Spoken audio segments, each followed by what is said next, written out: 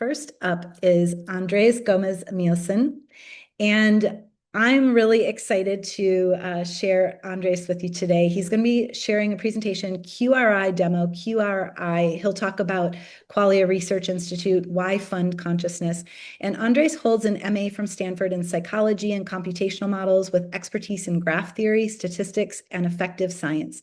He co-founded the Stanford Transhumanist Association and won the Norway Math Olympiad. He is the current president at the Qualia Research Institute, where his work spans algorithm design, psychedelic science, and computational models of consciousness. He blogs at qualiacomputing.com. And frankly, I am always blown away at his explanation of the math of psychedelics. So hold on to your hats. Take it away, Andres. Thank you. Thank you so much. Okay, fantastic. Yes. Yes, I'm gonna kind of like try to motivate a little bit, like, why fund consciousness research? This is kind of like perhaps an interesting angle I wanna suggest, which is, we don't really know what we want until we actually know what is possible, right? There is this philosopher I really like, Arnold Zuboff. He mostly talks about, personal identity, but he has like this theory of morality, which is like morality as what one really desires, right? So he talks about how you could imagine wanting to drink a, cup of hot chocolate, and you think that's what you desire, but then if it turns out that cup of hot chocolate is actually a cup of mud, right, like dirt, hey, actually it turns out that's not what you really wanted, right? Like, so what is it that you really want? What is it that actually matters? Is contingent on facts about the world, facts about the universe.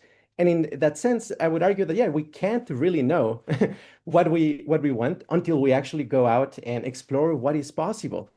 A metaphor or a parable I really like to kind of express this general idea comes from David Pierce. He calls it the parable of the blind rationalist. So you could imagine a island where there's a lot of people who are really, really smart, very capable, scientifically literate.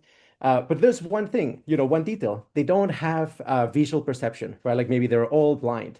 And you could imagine one of them discovers some strange herb or plant that actually produces, visual hallucinations, but they're not tied to sensory input, right? So how would they actually convey the significance of this, right? And it turns out, that person has discovered something really profound, right? Like the signatures of visual qualia, but the blind rationalists may actually have no idea, what they're talking about. In other words, there's a whole lot of things that you actually need to kind of experience to know that they're real and that they matter.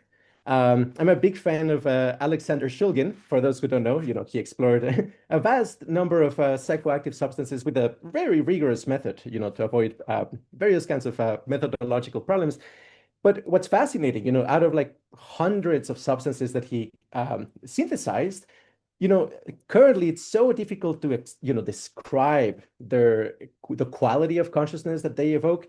But if you do believe that, okay, like what matters ultimately is states of consciousness, that, value is expressed in consciousness, clearly this is providing us a whole lot of facts about the universe that we just didn't know before, right? Like we're actually learning about what we truly want, which we currently don't know.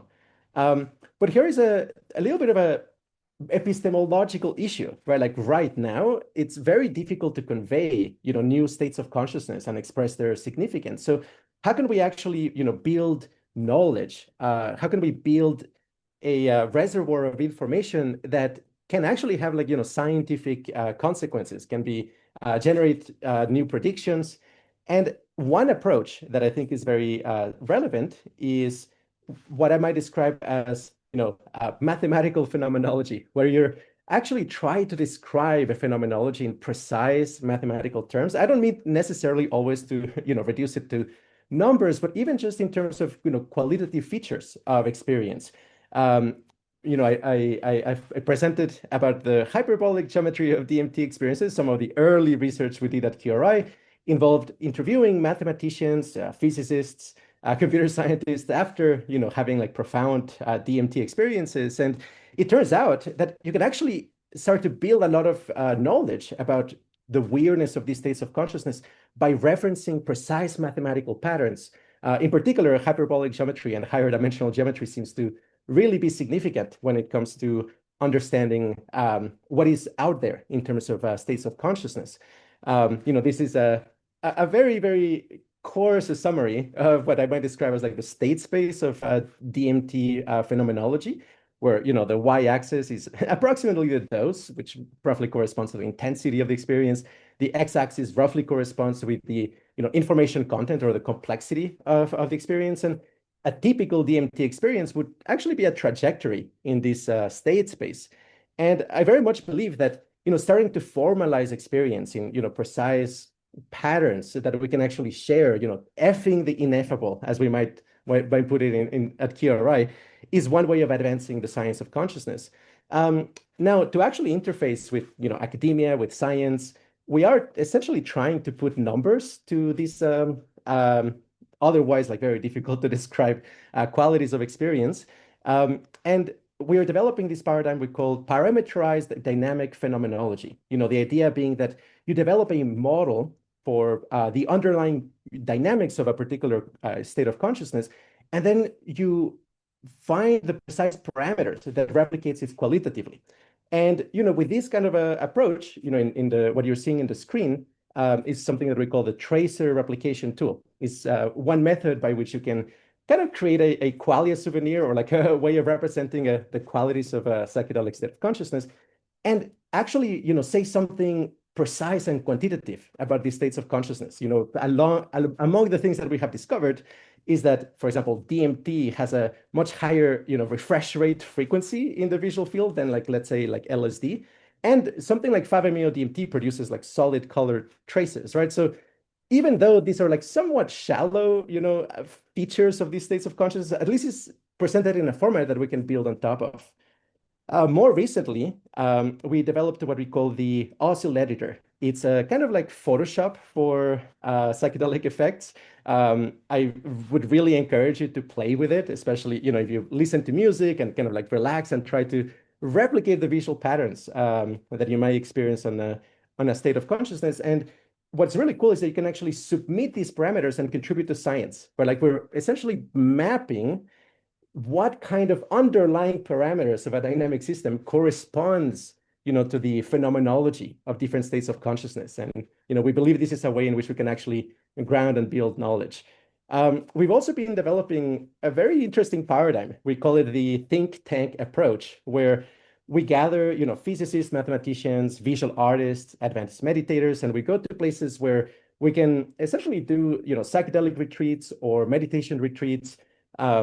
And over the course of several weeks, essentially work as kind of like a startup together to reverse engineer how these states of consciousness, what kind of structure they have, right? And try to get some consensus on the phenomenal qualities of these states of consciousness. Is what I'm showing in the screen is some of the characteristic visual phenomenology of 5-MeO-DMT in particular, which these animations were built by Symmetric Vision, who is a famous psychedelic replicator. He makes amazing animations of psychedelic visuals. And what was really cool is that even though these are so hard to express, at least in our team of 12 researchers over the course of several weeks, we all essentially agreed that this is like tapping into the actual kind of like ineffable quality of this visual phenomenology. Now, there's so much more to discover, of course, but these are kind of like some very solid, I think, first steps. And one of the things that we have been working towards is identifying the ways in which exotic states of consciousness provide computational advantages, right? Like in what way they actually give you something that you wouldn't have otherwise. What I'm showing in the screen is very much a toy model of this, but it's a very concrete example. It's something that we call psychedelic cryptography, which is, it turns out you can actually encode secret messages in images and animations that you can only decode and make sense of in other states of consciousness. We actually verified this in one of our retreats, in the Brazil retreat, where we explored mushrooms and ayahuasca. And it actually made its rounds. You may recognize this TV show in the UK, QI, where they essentially showed our psychedelic cryptography images as part of a quiz. And yeah, kind of like a very brief announcement, just the last thing I'll mention is we're actually doing meditation research and trying to visualize the phenomenology of what advanced meditation stages look like using various models of dynamic systems for visualizing tactile sensations. And so, if you want to participate in this research, please, get in touch and submit your own visualizations, and we would love to hear from you. So thank you very much. And yeah, I'm super excited to be part of this overall movement. And thank you so much, like David and CUSAC in general. Thank you so much, Andres. You're getting a lot of love in the chat.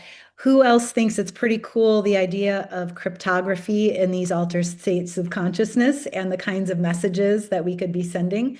Pretty interesting research. Lots of minds are being blown right now, I think.